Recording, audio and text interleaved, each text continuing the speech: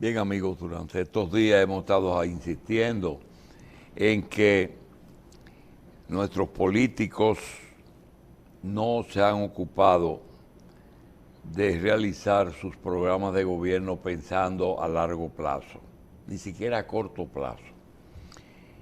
Y no solamente en programas de gobierno, sino en algo que se nota a leguas, que no le pasa por la mente, que son las expansiones de las vías de tránsito, el aumento de la población, el crecimiento en términos generales del país. El tapón no es más que el producto de la incompetencia de programar el crecimiento. Porque es sencillo.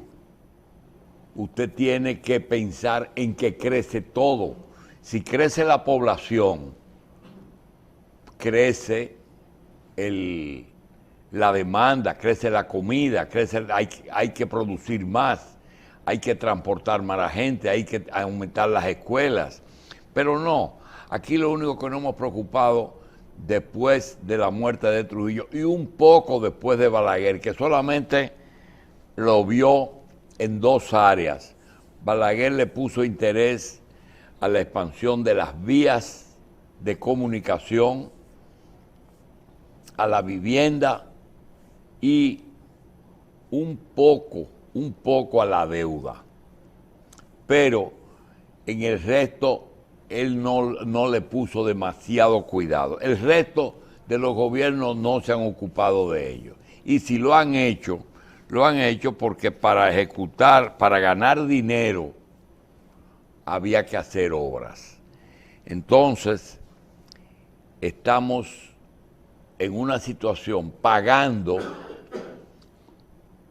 todos esos errores, como por ejemplo el tema de las migraciones.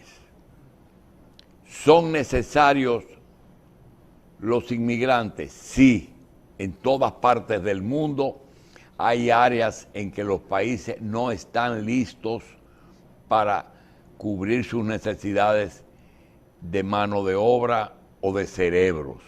Estados Unidos, en un momento dado, se llenó literalmente de talentos que vinieron después de la Primera y de la Segunda Guerra Mundial de Europa y construyeron su país. Estados Unidos es más grande después de la Segunda Guerra Mundial. Esos años, de los años 45 hasta los años 60, esos 15 años, Estados Unidos creció muchísimo. Pero tenían el problema de la guerra, que la guerra era un método importante para impedir perder su liderato y para mantenerlo, como también un método de muchas cosas que se hacen y no se dicen. Mucha gente piensa que las drogas son la principal fuente de riqueza de algunos países, de riqueza no registrada. No, hay también la venta de armas, y las grandes potencias son vendedores de armas, y la venta de armas es algo que en muchas partes del mundo no se habla, de eso no se habla. Pero hay economías de algunos países que la han mantenido,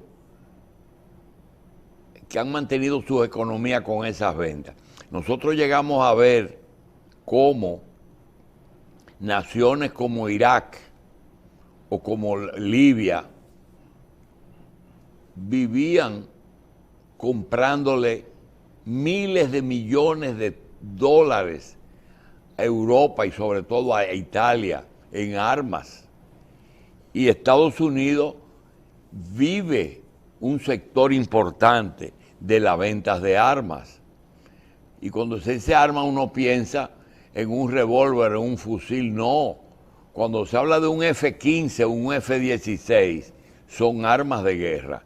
De todas formas, el comentario viene a que nosotros no nos hemos ocupado de construir un futuro ni desde el punto de vista social, ni desde el punto de vista económico, ni desde el punto de vista familiar, ni desde el punto de vista educativo. En ninguna área no pensamos en el crecimiento.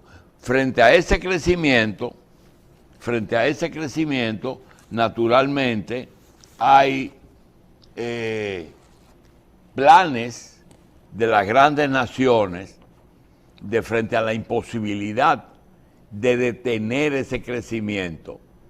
Lo que han hecho es aprovecharlo, porque si el crecimiento es incontrolable, por otro lado crea mercado. Entonces ese es un gran problema que tienen los grandes. Y han hecho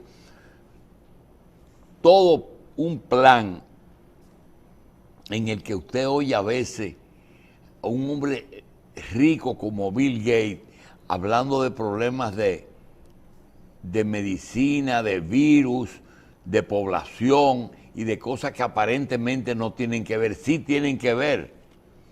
Por ejemplo, él ha invertido mucho en tierras para producir comida porque se dio cuenta que a la postre no van a poder eliminar de los 7,000 millones, no van a poder eliminar los 3,000 millones que tienen programados. No soy yo, son ellos que lo dicen. Entonces han hecho todo, poco a poco, pastillas, preservativos, histerectomía, aborto. Entonces incentivar formas de vida que provoquen la no reproducción de los seres humanos, como son las uniones afectivas con personas del mismo sexo. Todo eso, inclusive se promueven. Hay 46,000 clínicas abortistas en el mundo financiadas por gobiernos. 46,000 clínicas abortistas financiadas por el gobierno. Hay también campañas que aparentemente no tienen que ver con eso, pero sí tienen que ver cuando desacreditan a la forma de vida y a los errores que cometen hombres que han hecho votos contra la propia naturaleza, que son los curas, y se encargan de difundir mucho esos errores y esos problemas. Entonces, el incremento del matrimonio gay, al punto de que ya hay gobiernos que nombran parejas gay sus representantes, como diciendo eso es lo que va. Entonces, estos políticos dominicanos, que lo único que buscan es el poder, sin pensar en el país, yo creo que tienen que repensar sus planes. Nosotros tenemos la prensa de hoy, las redes, llenas de las diferencias que tiene el gobierno con su propio partido y su propio partido con el gobierno, sacando lo que dijo el presidente en el pasado, que no era partidario del muro y ahora tenemos muro. En fin, el discurso de un precandidato presidencial en un encuentro en el Hotel Lina, en el que nunca habíamos escuchado tantos epítetos como escuchamos de boca de Guido Gómez el pasado domingo. Nunca habíamos oído tantos epítetos en una sola exposición. Y de memoria. El otro tema es que el diario El Caribe hoy descubrió algo que a nosotros nos habían recriminado muchísimo, y es que hemos sido repetitivos en cuanto a la forma en que hemos manejado el tema de la sociedad civil y de participación. Hay gente que nos dice, tú no tienes harto con eso. Pues le voy a decir que hoy el periódico El Caribe se atreve a titular Una sociedad civil que gobierna en República Dominicana. Ya los seguidores de la revista saben a qué nos referimos. Sin embargo, que lo haga un diario diferente a la revista es importante para nosotros, porque parece que el pronunciamiento de uno de los grandes coordinadores de la sociedad civil, versión participación ciudadana, trajo como consecuencia esto, que dijo, si me mandan a la embajada representantes del PRM, me voy. Es decir, que ya no quieren ni compartir con el partido del gobierno. Muchos dicen, bueno, pero ¿y por qué comparte? Bueno, porque ellos no tienen votos. Ellos tienen la fuerza del poder. ¿Qué es la sociedad civil? La sociedad civil es, en términos de la definición, es que una o varias personas se unen, un grupo, para obtener con fines de lucro. Eso es lo que dice la definición de aquí, con fines de lucro. Y eso es exactamente lo que es aquí. Yo veo algo más. Particularmente yo creo que la sociedad civil es el mundo que no es militar ni que se rige por términos religiosos. Una sociedad que ni es religiosa ni es militar. El resto es una sociedad civil. Los abogados son parte de la sociedad civil. La asociación de médicos son de la sociedad civil. Las hijas de María de la parroquia María Auxiliadora son la sociedad civil. Pero hay realmente otra situación que no tiene nada que ver con esto, y es lo siguiente. Cuando termina la Guerra Fría, en que Rusia, la Unión Soviética y Estados Unidos se pasaron 50 años peleando, discutiendo, enfrentados, y eso desaparece. Entonces surge en Estados Unidos una forma de imponer sus criterios, que fue una parte de la sociedad civil con representantes locales en la que ellos lo organizan, los financian y les permiten hasta participar en gobiernos para inocular las ideas que ellos quieren imponer. Durante los gobiernos del PLD, el PLD le dio cierta beligerancia a la participación, pero con limitaciones, porque se dan cuenta que lo que ellos querían no era muy popular.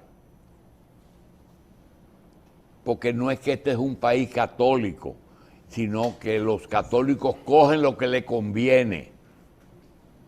Y, por ejemplo, en el control natal, en el problema migratorio, que eran los dos principales puntos en que Estados Unidos quería imponerse a través de participación, no lo pudieron imponer.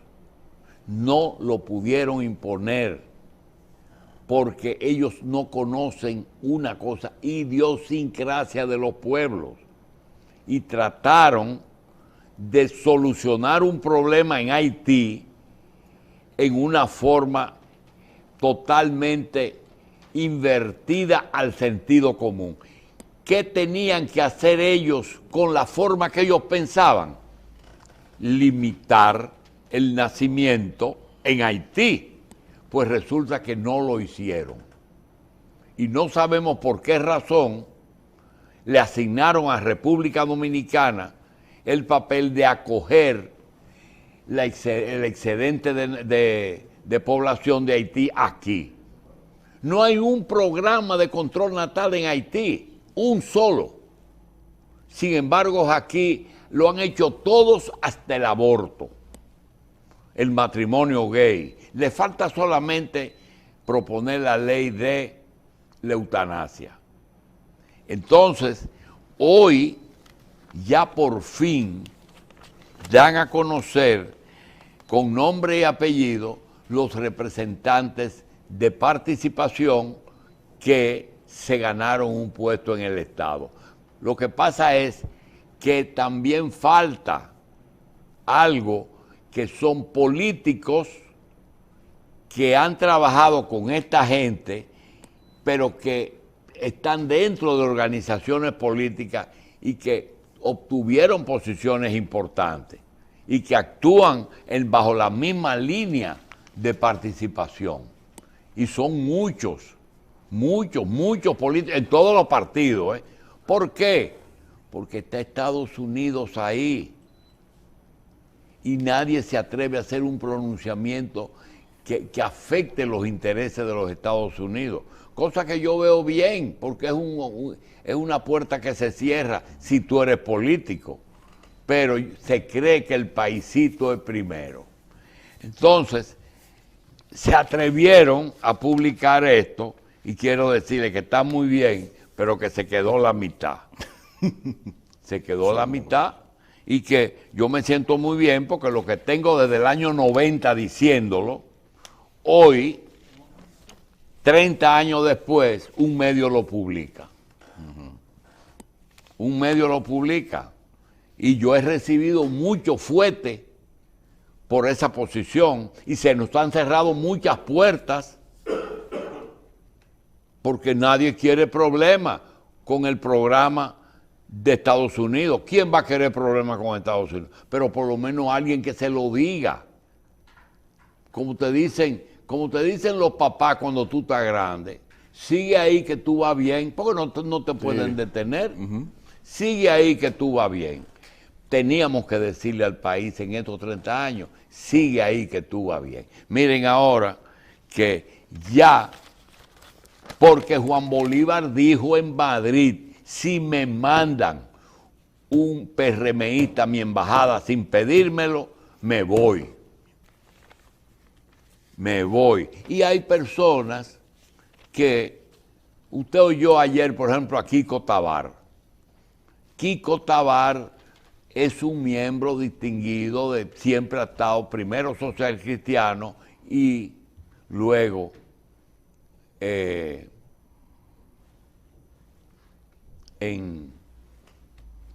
el Partido Reformista, en el PRD, en todas partes donde haya que buscar un hombre serio y un técnico. Pero no se encuentran ustedes raros que el mismo día Kiko y Juan Bolívar dijeron lo mismo. Dijeron exactamente lo mismo. Si no hacen lo que digo, me voy. Qué raro, ¿eh? El mismo día. Se publica uno ayer y otro ayer, pero lo dijeron el mismo día. ¿Por qué? Porque siempre han cerrado filas juntos.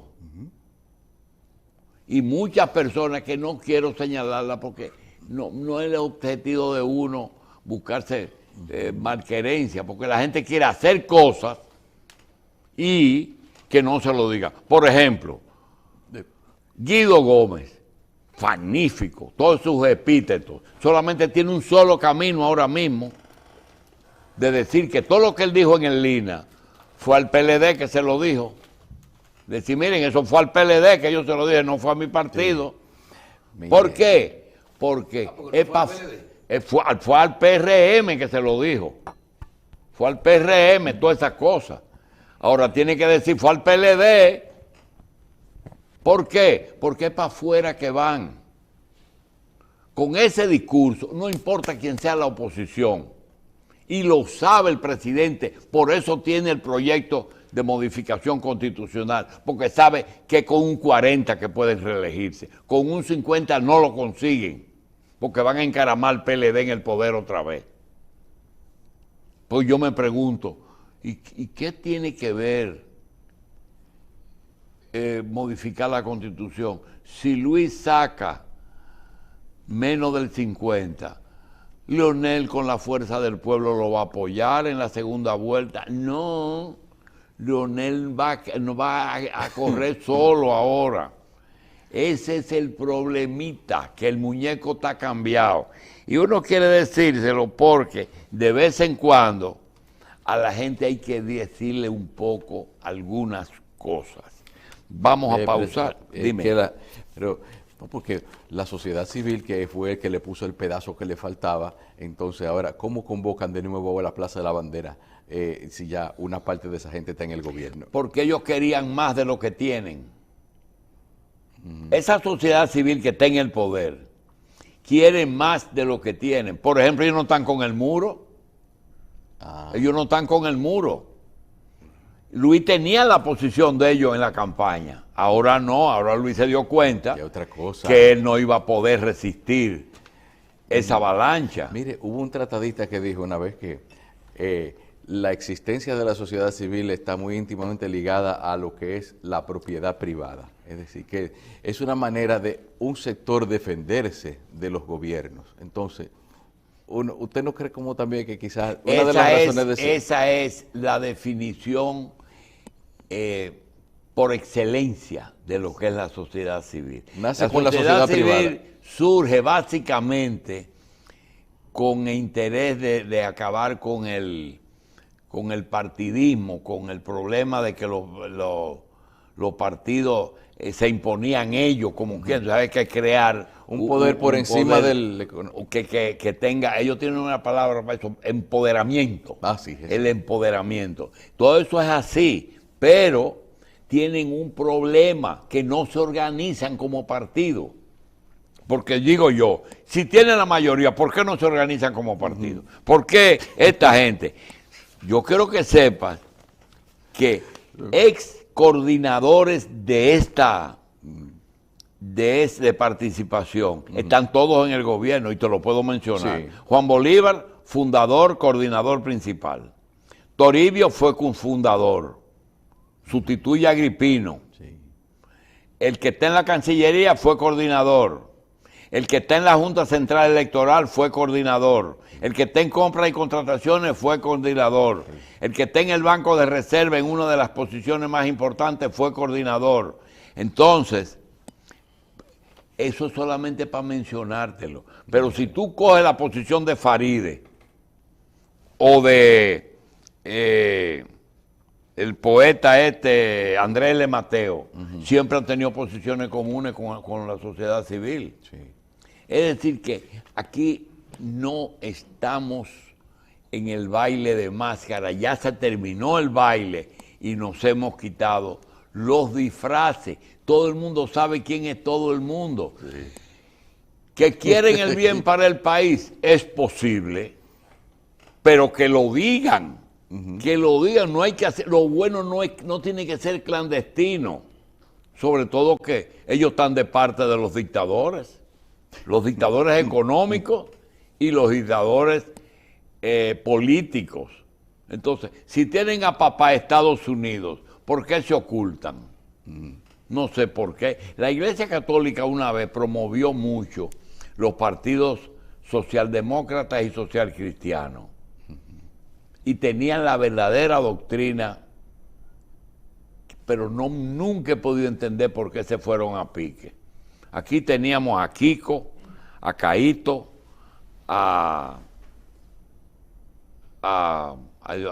¿cómo se llama el de San Cristóbal? Ritbitini, Había un grupo grande. Sí. Fonchilócuar, Josefina y los dueños de Lados Bon, ¿verdad? Toda esa gente eran sociales cristianos. Okay. Henry Molina, Julio Cross,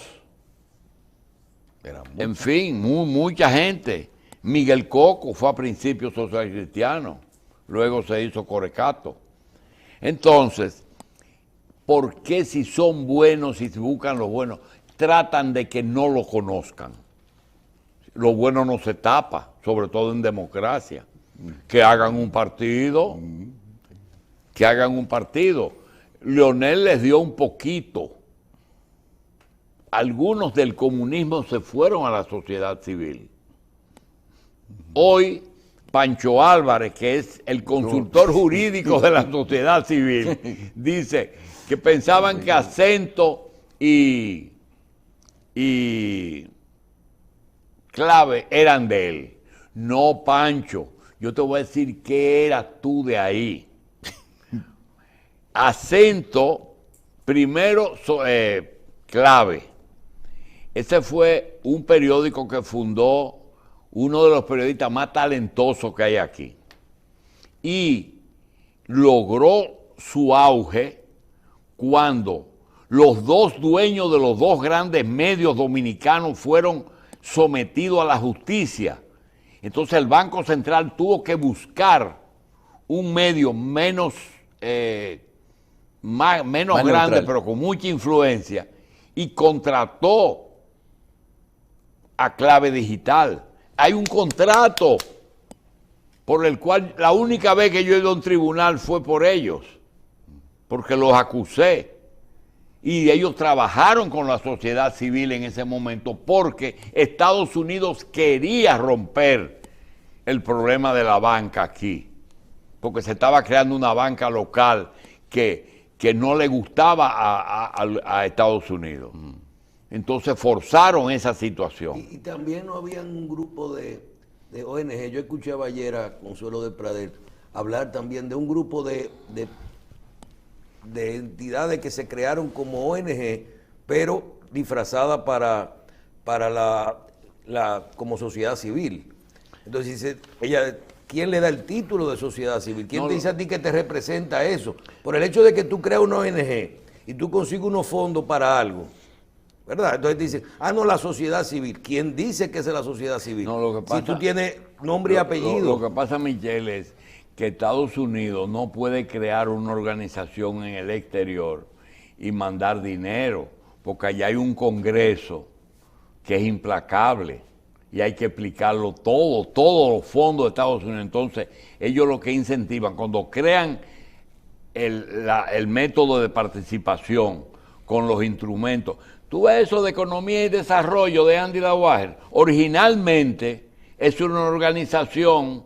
La fundación. Sí, esas eran fundaciones, naturalmente Andy la absorbió y la sacó del grupo, pero Finju es de eso, Finju eso es participación y los objetivos son eso. Entonces tuvieron que buscar fondos locales y lo hicieron a través de las ONG. Por eso tuve que a partir del 90 nacen tantas ONG y como yo digo a veces, cuando tú te paras en un peaje, tú ves las camionetas de doble cabina con las ONG que van para la frontera. ¿Qué hacen en la frontera? Le dicen a los guardias, deja pasar a esa mujer que tiene derecho a parir aquí. Y ellos no son capaces a ONG de decirle que no.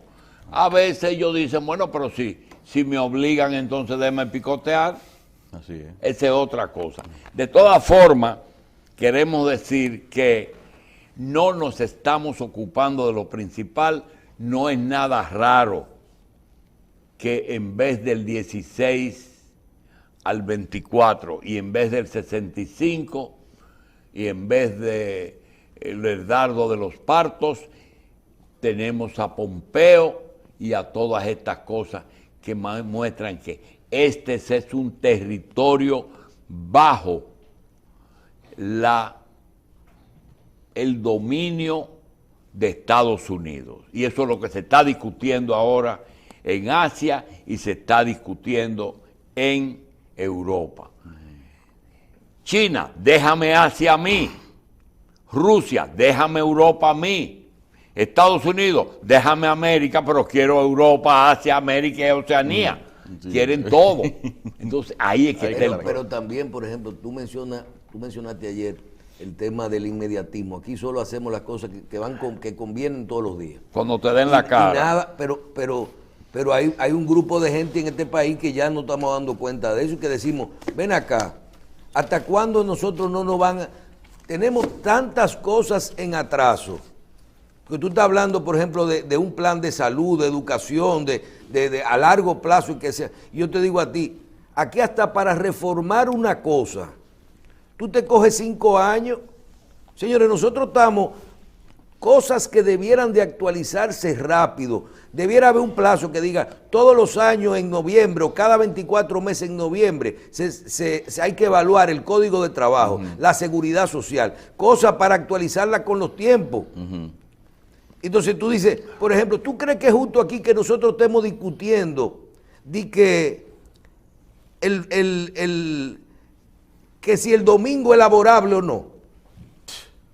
Y tú me estás hablando a mí de educación y de pensar en el futuro. Aquí nosotros estamos tan... Pero eso no te lo ponen como una agenda importante. O la maternidad. Entonces tú dices, ven acá, ¿hasta dónde nosotros vamos pasando la vida? Hasta que alguien quiera algo, algún sector quiere algo, entonces se cuelan esas cosas pequeñitas para que alguien logre algún interés. Aquí me dijo uno en el programa ayer, dice... Siempre hay una razón para someter un cambio a una ley o a un proyecto. Lo otro, si hay un interés, se hace. Si no, lo otro es... Dijiste dos cosas. Siempre hay una forma de justificar una ley. La ley de extinción de dominio. De extinción de dominio. Eso tiene dos vertientes. Toda aquella persona acusada de corrupción o de malversación de sus bienes es confiscado. Muy bien. ¿Y si es descargado? Esa es la otra parte. Yo escuché ayer, que tuve oportunidad de oír un programa bastante largo del senador de la capital. Yo quiero confesar que yo no tenía una buena imagen del señor Tavera. Y lo oí expresándose. Doleto. Y, óyeme, se ha superado mucho. Se quiere colocar en una posición intermedia, es decir, equidistante de todos los sectores. Suena mucho a sociedad civil, porque tú siendo sociedad civil te muestra como imparcial. Pero él es el que está liderando la bendita ley esa. Dice que hay intereses muy poderosos que se oponen a la ley de extinción de dominio.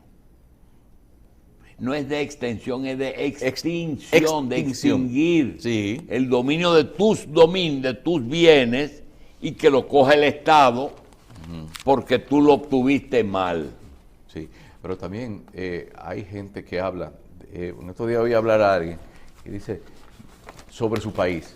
Dice, no, porque la educación es política de Estado en mi país. O sea, es decir, como política de Estado, para mucha gente que quizá no sabe el significado de eso, es decir, un compromiso de que quien sea que esté gobernando tiene que seguir una ruta. Y eso es lo que nos ha faltado a nosotros. Lo que pasa que, cuando tú dijiste el domingo de trabajo, estoy esperando cualquier día que un genio dominicano plantee la semana de 4 días. Yo también estoy esperando. Lo estoy esperando. A alguien se la le va a semana de ocurrir. 4 días, porque lo que va a venir es lo siguiente. Van a proponer los 44 horas, pero con 3 días libres. Oye bien, por ahí es que van a venir un sindicalista, alguien va a venir. No va a ser un patrono, No va a ser un productor. Eso es más propio de una sociedad muy altamente industrializada. Pero es que no es solamente eso. Pero es que cuando venga, déjame decirte que lo estoy esperando, porque te van a decir, pero ven acá, Si son 44 horas, le metemos a cada día 2 horas más y ya. Y ahí cogemos las 8 horas del viernes. Sí. Pero, Sí. pero que, oye, vivimos en un país donde, imagínate que cuando se creó la ley de telecomunicaciones, el internet no existía. Todavía no está en la ley. O sea, cada vez que el Estado tiene que participar en una actividad de adecuación de las leyes a los términos actuales, estamos en un mundo donde lo que se está hablando es de teletrabajo, de trabajo a la hora que usted pueda, de que los negocios abren por la mañana y cierran a las 10 de la noche. ¿O usted no sabe que aquí todos los negocios están abiertos 24 horas, los delivery, los restaurantes, hasta las 10, 11 de la noche, todos los días las farmacias? Entonces, si nuestras leyes no están adecuadas a eso, ¿cómo tú me vas a decir a mí que el domingo se paga como, ¿cómo se llama? Como feriado. Si el domingo es que se trabaja, que hay gente que libra los martes y los miércoles. Sí. ¿Cómo es que se llama el lema que usan para traer turismo? República Dominicana lo tiene todo. Sí. Realmente, si hay una frase que expresa realmente lo que somos dominicanos, tenemos que aceptar que los que trabajamos aquí lo hacemos obligado. Es el único país del mundo que se trabaja obligado. Y el negrito del Batey es el mejor exponente de la frase. El trabajar lo hizo Dios como castigo. Es una maldición. Y eso es porque aquí la gente no... Si ponen la vaina en 4 días y se lo suman, señores, vayan a una oficina pública. Vayan a una oficina pública. Y solamente el que no puede evadir el estar ahí a la hora de apertura, después el resto tiene otro horario, comenzando por el jefe que siempre está, que entiende que los jefes no llegan temprano. Eso es pero mira, de los íconos del subdesarrollo, mira, llegar tarde. Aquí, por ejemplo, mira, aquí. El otro día yo hice una propuesta y digo, señores, ¿por qué no arreglamos unas cuantas leyes, reglamentos y lo hacemos al futuro? Porque si no, no se van a lograr. Mira, a partir del 2024 pasa tal cosa. Porque mientras nosotros tengamos que los mismos que se benefician o se perjudican de las leyes son los que legislan o los que dan las órdenes, nosotros no vamos a lograr cambio. Tú mencionaste ahora mismo la ley de extinción de dominio. Y mira que no es que estamos trayendo temas por el costo.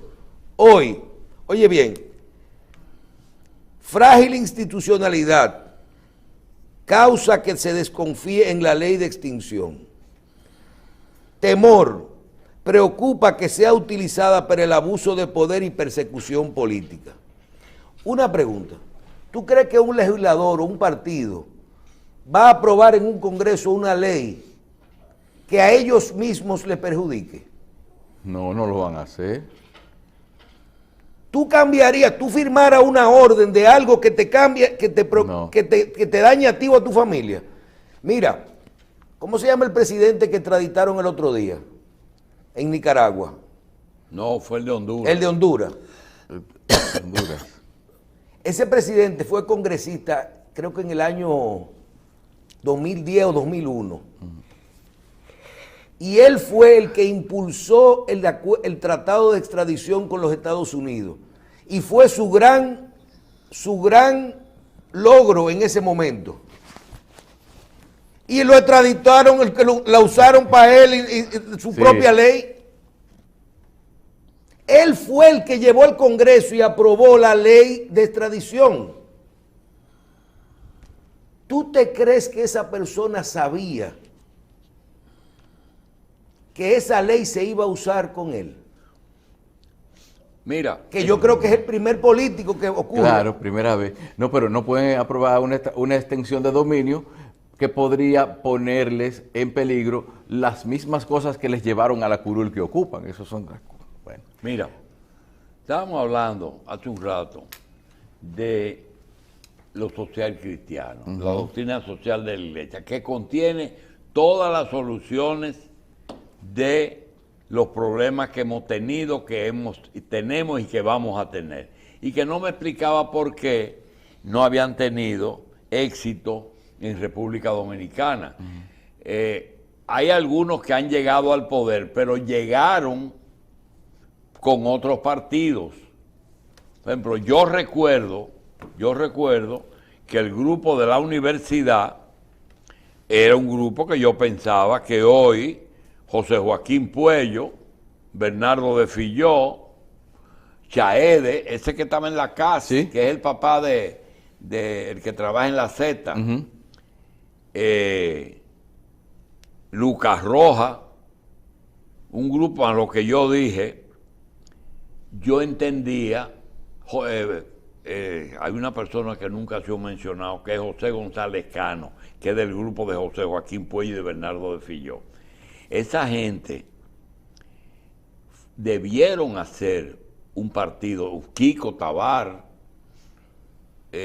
Romeo Ginás, un grupo grande, pero pasó una cosa, que no lo lograron. Hipólito fue el que más lejos llegó, pero a través de Antonio Guzmán y del PRD, no por Social Cristiano. Entonces quería decir que quizás un día nosotros debemos de hacer un trabajo sobre qué pasó con la doctrina social, que donde más lejos llegó fue en Alemania y en Venezuela. En Venezuela hubo 2 presidentes socialdemócratas cristianos y en Alemania 2 cancilleres. Sí. Adenauer y otro más. De todas formas, vamos a hacer una pausa porque nosotros nos hemos metido hoy en un verdadero sancocho.